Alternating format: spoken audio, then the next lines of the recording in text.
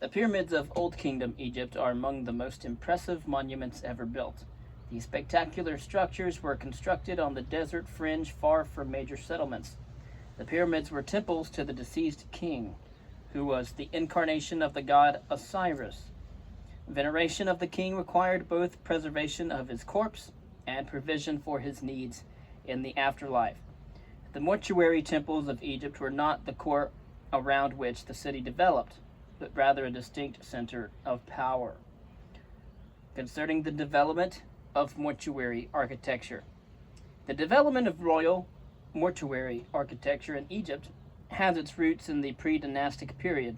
By the early dynastic period, elaborate royal burials and structures were built at the site of Abydos. The first pyramid was the stepped pyramid at Saqqara, built in the third dynasty. The structure was soon followed by the construction of the true pyramids, culminating in the Great Pyramid at Giza. Hierakonpolis and Abydos. The earliest structure identified as a royal tomb is Tomb 100 from the site of Hierakonpolis, which dates to the end of the pre-dynastic period. Tomb 100 is a mud brick structure with crude wall paintings that include depictions of a figure smiting an enemy. It is interesting that the wall paintings of Tomb 100 included depictions of two boats, possibly reflecting the beliefs that led later kings to bury boats next to their tombs. During the first and second dynasties, the royal burial ground moved to the desert cemetery of Abydos.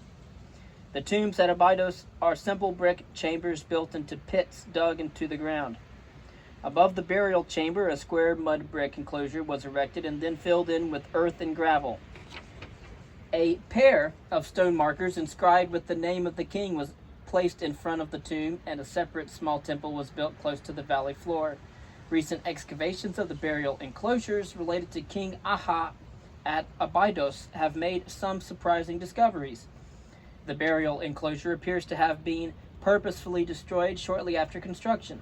Outside the enclosure, a number of subsidiary burials have been excavated that appear to provide evidence of human and animal sacrifice to accompany the deceased king to the afterlife. Archaeologists have also recently uncovered an enigmatic fleet of buried boats at Abydos shown, and you can see those at the museum, in the Cairo Museum in Egypt, if you ever happen to visit Africa. Again, Saqqara is the location of the stepped pyramid, the earliest pyramid constructed in Egypt. In latter periods, Saqqara continued to be used as a sacred burial area. Now, by the third dynasty, the royal burial site had shifted to Saqqara, located outside of Cairo. The first pyramid is the stepped pyramid constructed by King Djoser of the third dynasty. At Saqqara, an enclosure wall surrounded a large open-air courtyard, in the middle of which stands the stepped pyramid. The royal tomb is located in a granite vault in an elaborate network of chambers branching off from a central shaft below the pyramid. The pyramid itself was built in a series of stages. It appears to have been originally conceived of as a simple, if massive, filled enclosure like those found at Abydos. Only after building was underway did the project evolve into the construction of a pyramid. 3 engravings found in the Djoser complex depict the Sed Festival, which was an event during which the king would run a course in an important ritual of renewal. The king's performance was essential to maintaining order in the world. And so, the architecture of the Djoser complex actually replicates in stone the course that the living king would have run during the said festival. It is notable that because of the high enclosure walls, this symbolic ritual ground was hidden from view. Although the portion of the stepped pyramid visible beyond the enclosure would have been impressive, the fundamental characteristic of the Djoser pyramid complex is that it encloses and hides sacred space. The first true pyramid was built by King Senefru of the 4th dynasty at the site of Dashur, just south of Saqqara. Senefru actually attempted this construction 3 times before succeeding in building a true pyramid. The first attempt at the site of Maidim appears to have collapsed during construction. Senefru then moved to Tadashur, where he built the bent pyramid that began at a very steep slope of approximately 60 degrees. Midway through construction, however, the slope was decreased to approximately 44 degrees, resulting in a pyramid with a pronounced bend. The final pyramid built by Senefru was the Red Pyramid, which was a true pyramid that was 105 meters high. And again, you can see many photographs, aerial photographs, at the museum and at the library of the Djoser complex. The pyramid complex is contained within an enclosure wall. Concerning Giza, pyramid building reached its apex with the 4th dynasty kings. And of course, I think it's Cheops, Sephirin, and Myceritus. And Cheops was a 4th dynasty Egyptian king who constructed the first and largest pyramid that was ever built at Giza. Sephirin, which is a 4th dynasty Egyptian king, who constructed a pyramid at Giza that was slightly smaller than the one that was constructed by Cheops. The Great Sphinx is located alongside the Sephirin Valley Temple. And then Mycerinus, the last 4th dynasty Egyptian king to build a pyramid at Giza, and it was smaller than the other pyramids and at least partially sheathed in polished granite. Again, just to recap, Giza is the site of the pyramids of Cheops, Sephirin, and Mycerinus, and their building of pyramids and monuments represents the apex of pyramid construction in the Old Kingdom of Egypt.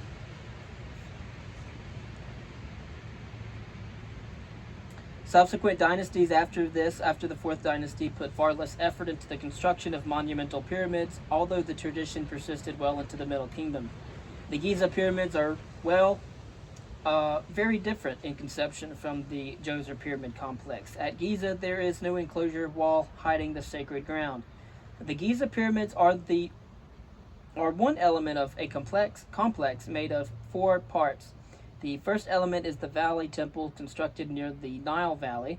The second element is a massive causeway connecting the Valley Temple to the desert plateau on which the pyramids were built.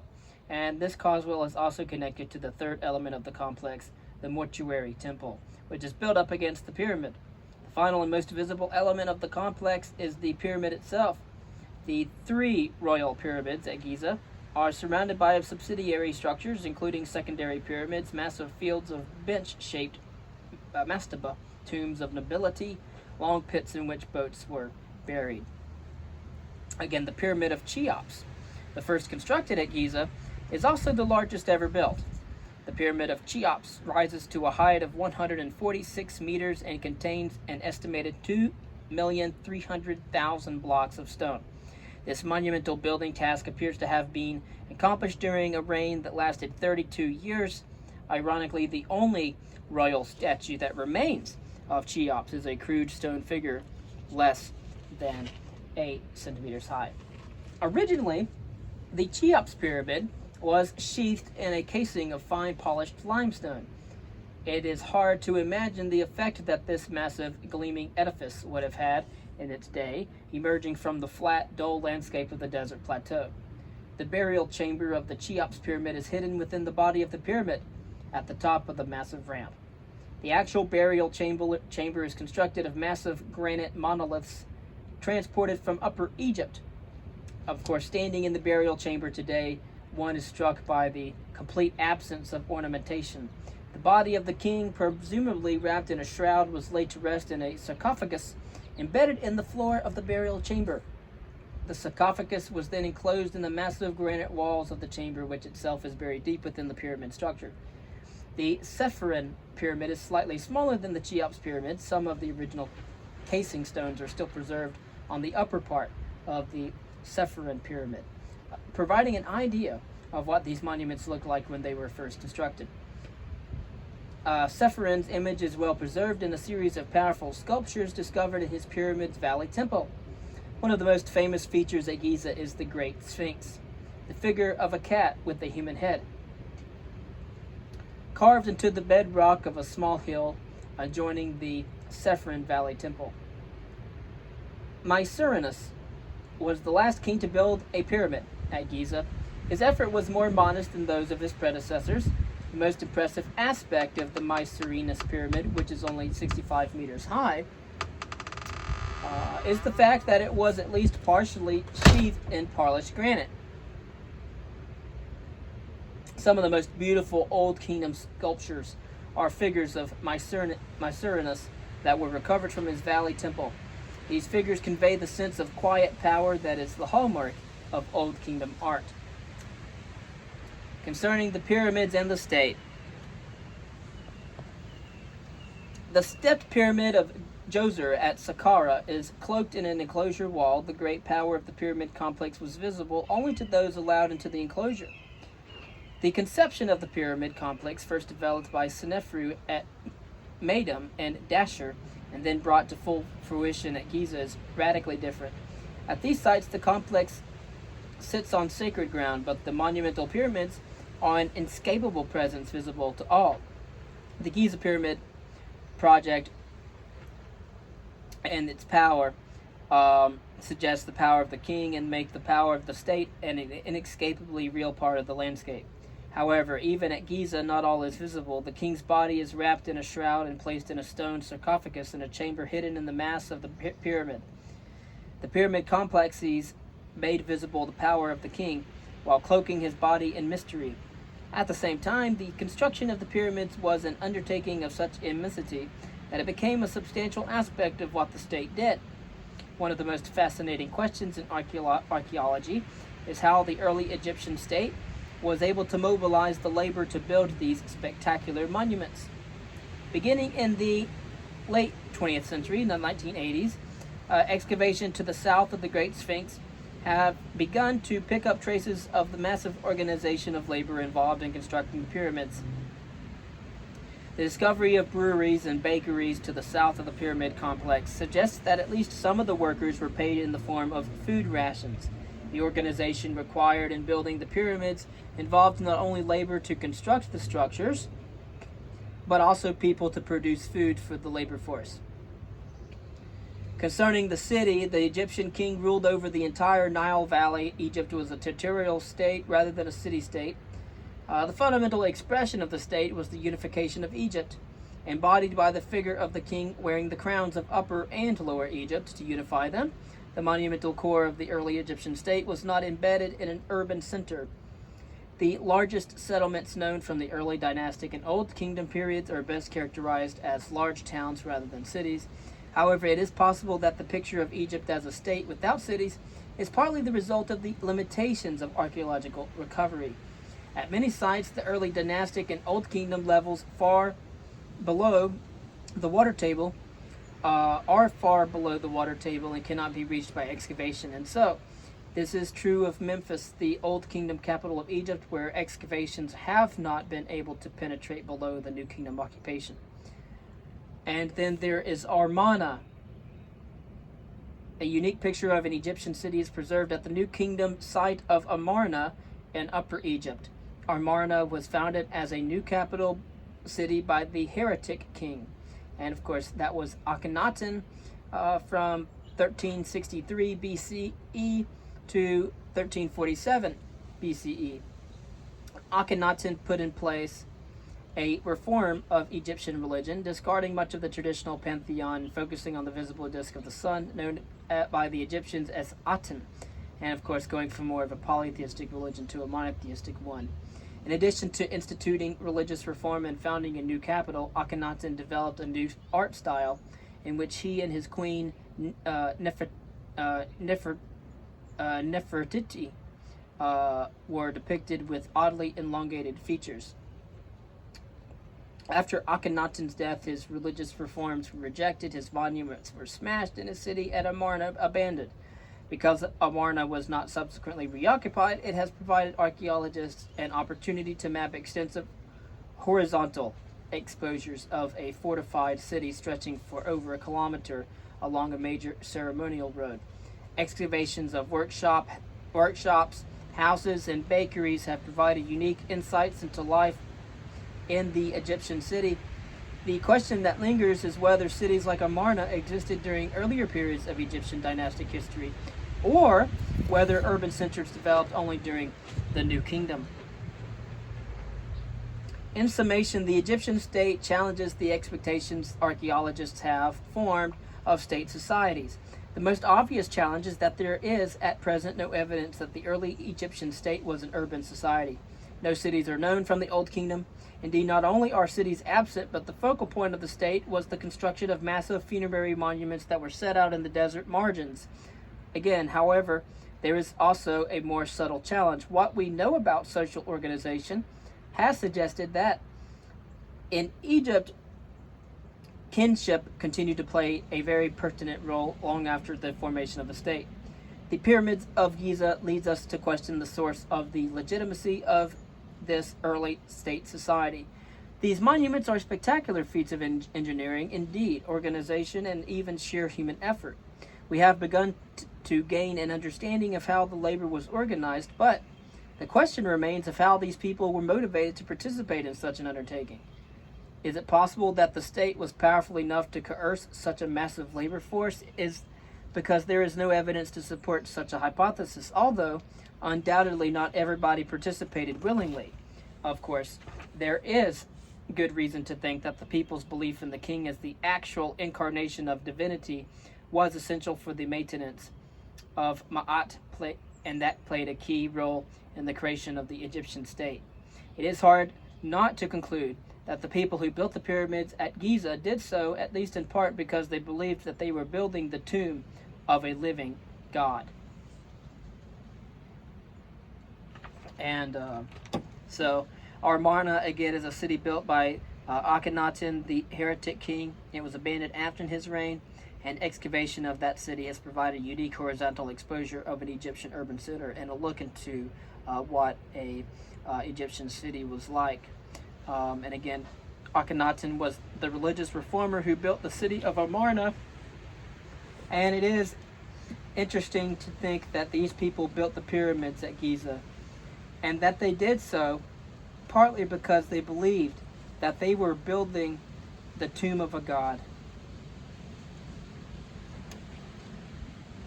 Next, we will talk about, in part 3, we'll talk about Africa beyond the Nile Valley.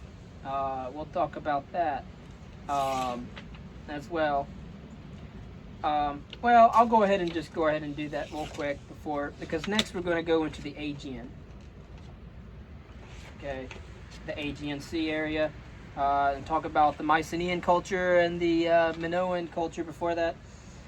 The development of African states was not restricted to the Egyptian Nile Valley. However, the formation of indigenous African states remains poorly understood. In the Sudan, a series of complex societies developed along the Nile in what is known as Nubia.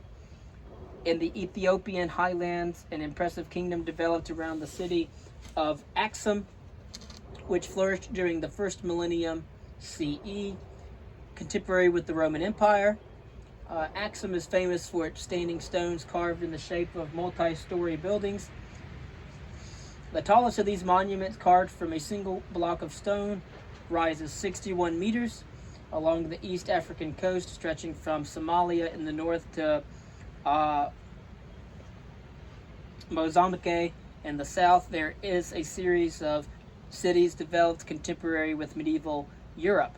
And of course, these cities were active in extensive trade networks connecting South Africa with the Middle East and Asia. When Europe explorers reached the coast of West Africa, they found well-established cities. One of the most impressive was Benin in what is today Nigeria.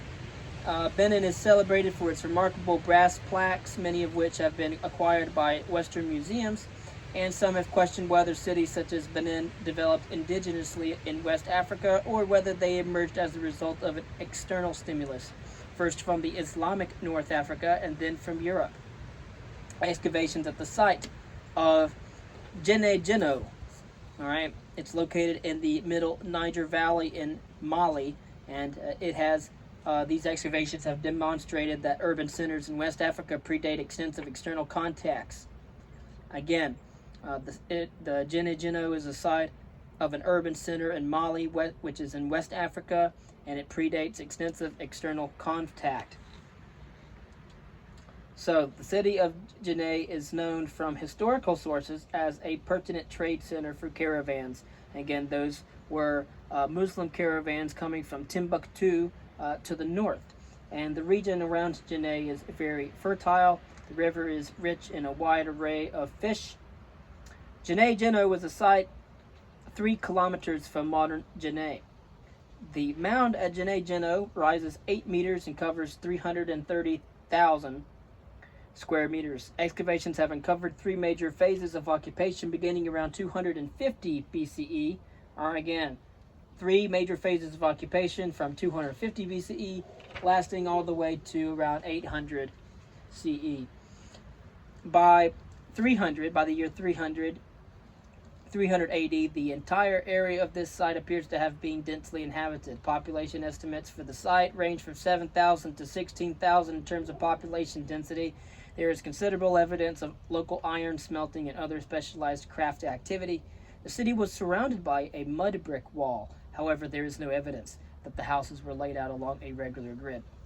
Surveys in the region around Djenné Djenno have shown that the area was dotted with a range of sites at different sizes.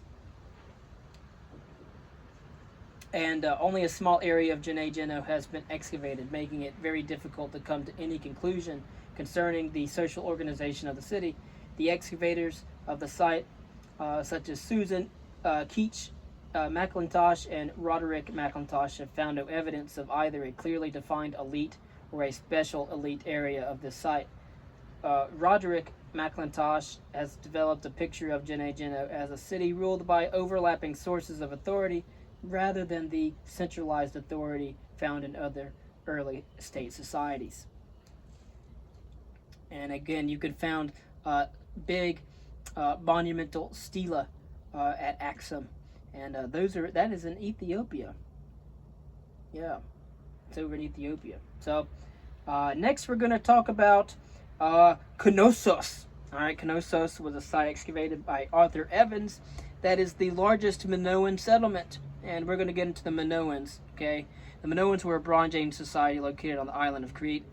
The Mycenaeans too. The Mycenaeans was also a Bronze Age society, and that developed on the Peloponnese Peninsula as well as in Central Greece. And so we're going to get to Central Greece and talk a little bit about the Minoans and Mycenaeans in the next archaeological video.